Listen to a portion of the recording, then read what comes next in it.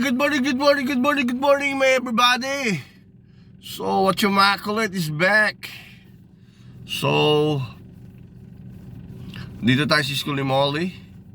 So, yun nga. I'm not, kahatid lang natin sa kanya. Time check pala ng umaga is 7:51 na umaga. So, umaga natin na ihatid ulit. Yun nga, dito pa rin tayo sa parking area at pauwi tayo. So, today di tayo magluluto, magtitinapay muna tayo. Okay, at medyo pulo na tayo ng kanin, ng bigas sa loob ng tiyan. So, kailangan natin mag-diet uli. So, tabayan nyo guys, update ko uli kayo kung anong kaganapan mamaya after ni Kulit. So Wednesday today, baka mag-malling kami or whatever. So depende kay Kulit. So see you later guys. Okay, dyan lang kayo. Stay put lang, mawatch yung makulit.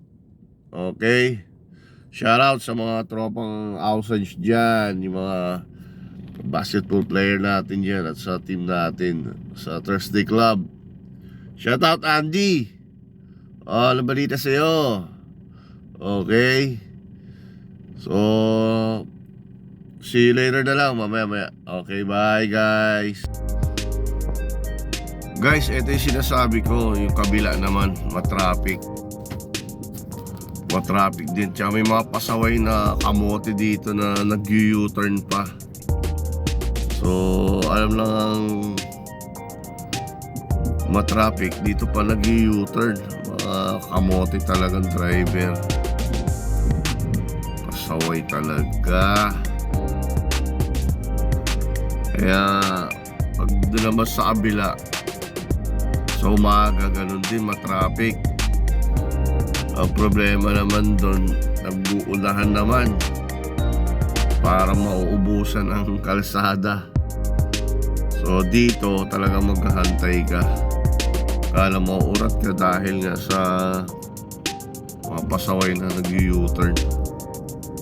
Tapos pag nagbaba ng estudyante, pa isa-isa papahintuin, tapos papatawid din, hindi nila pahantayin muna bago tumawid. Baga ipunin, wala time lang. Pasaway din, mga security, walang ano rito eh. Basta pag may huminto sa harapan nila, ewan ko ba. Kayo na lang, humusga mga kadayan dyan. Traffic talaga, eskwelahan.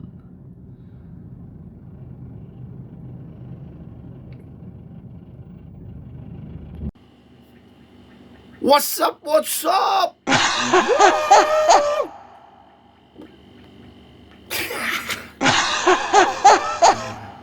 What's your makulit? Kayo dyan, sige.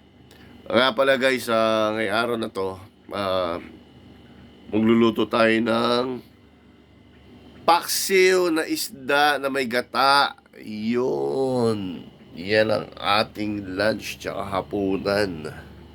So, pakita natin. Hindi ko na pinakita yung mga ginayat-gayat kung ano. Kasi ano lang naman yung bawang, luya at sibuyas. Pero wala tayong mabiling pechay. Ang hirap humalap. Meron man, mahal. Grabe ang pechay dito. Umabot ng 32 real. So, magkano na sa atin yun? Grabe ng ano. Tsaka nakabalot, nakapak siya eh. Yung nasa, tawag doon, parang nasa styro na maliliit. Kaya medyo mahal. So, kumupunta naman tayo ng Kabayan Market na layo sa Sukpa. So, eto na lang ginawa natin guys. Iyan ang ating ginataang paksiw. Iyan, may gata. Tapos meron na rin tayo sinaing. So, ayan, pakulo pa lang.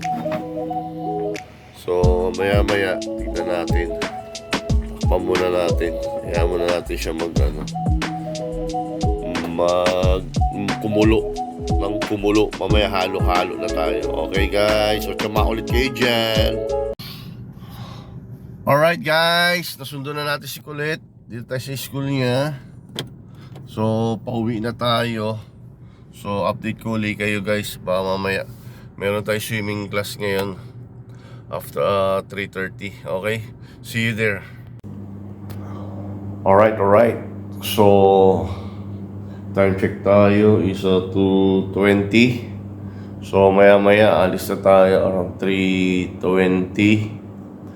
At may turo tayo mamaya ng gym at saka ng swimming ng mga bata. So 4 and 7 years old na bata. So try natin kung makuha natin sila ng video or may clean clips para makita nyo naman. Baka sabihin nyo, hindi ko pinapakita kapag tinuturuan yung mga bata. Ang problema lang is kailangan natin magpaalam sa parents kasi mga iba Arabic.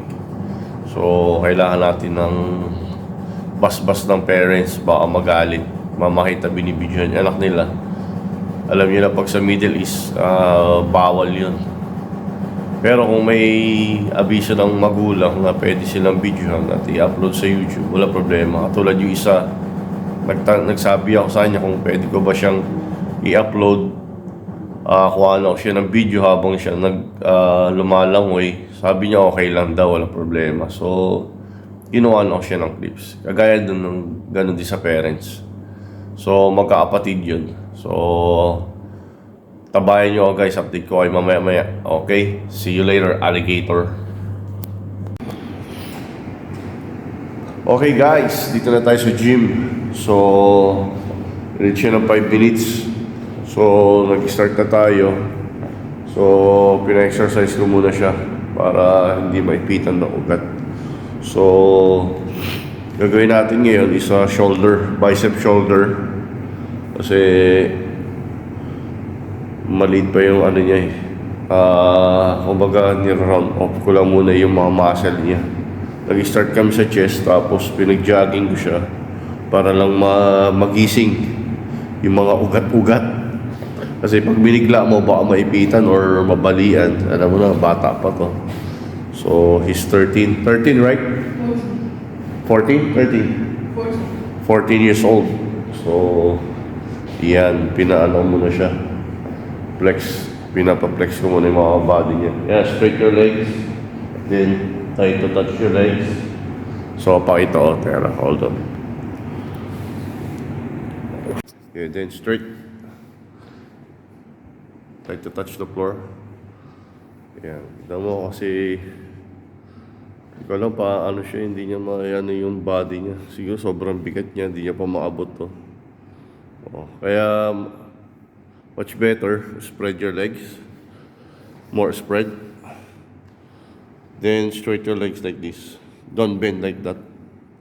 Okay. Then touch the floor.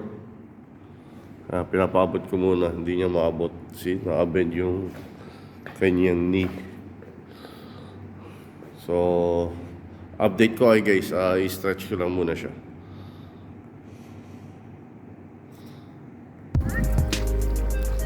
Alright guys, dito na tayo sa pool. So, ando doon yung mga kids. Bali tatlo sila. Si Jasmine, yung isa. Saka yung dalawang makulits. So, tapos na natin ng gym. Tururuan yung 14 years old. After naman ito, swimming naman. So, update ko kayo guys. Kaya ano natin sila. Alright, what's your makulit? Tapos na kami sa swimming lesson. Ayan, yung dalawang makulit. Ayun. So, update ko kayo pag nasa bahay na guys.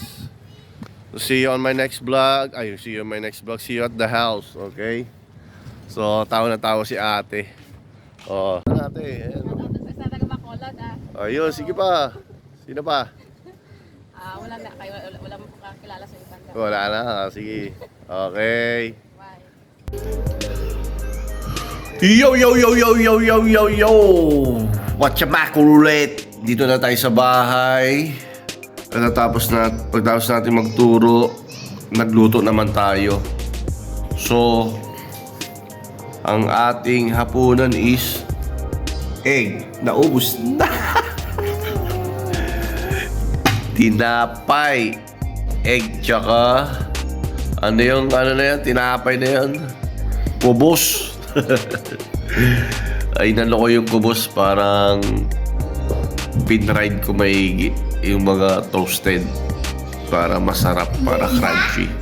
Sarap yung pag sa itlog, mainit-init. Tapos sibuyas, kamatis, timplahan mo lang ngayon. Tapos i-ano mo lang siya. Tapos i-scramble mo lang, halu-haluin mo lang, haluin hanggang madurog na madurog. Iyon ang aming food today. Tonight. So guys, yun nga. Tapos natin na magturo ng gym. At medyo sablay na naman siya. Kasi nga ang daming artist sa katawan. So, bilang instructor, siyempre, kailangan mo ng pasyente. Patient. Maghahabaan mo pa yung pasensya. Kasi ang daming alibay. Merong masakit dito. Gusto magbanyo. Kaya sabi ko sa kanya, next time maging strict na ako. Hindi na pwede yung ganong ginagawa niya. Kasi pinabuhat ko siya kanina ng magaang. Halos hindi mabuhat. 3 kg na lang, hindi pa niya mabuhat yung 2 dumbbell.